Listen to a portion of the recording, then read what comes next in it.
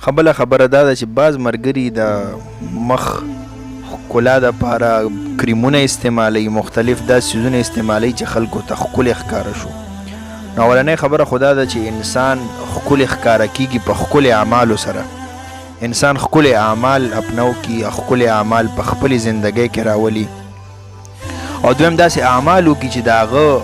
مخ هم هغې سره نوراني شي، د هغه زړه هم د هغې سره نوراني شي. نو علما فرمایي چې کوم خلک دا خواهش لري چې زما مخ دې هم ښکلی شي، زما کردار هم ښکلی شي، زما زړه هم دې نوراني شي، نو دا وظیفه ورکوي علما د سورت نور 35 نمبر آیات چې کوم کې الله جل شانه دا فرمایي الله نور السماوات والارض مثل نوره کمشکات فیها مصباح. دا آیات اخره پورا والله بكل شیء علیم. دا آیات وای او په خپل مخ باندې لاس باندې جوف کوي، مخ باندې راکاږي، نو ان شاء الله مخ بم نورانی کیږي، مخ بم ښکلی کیږي،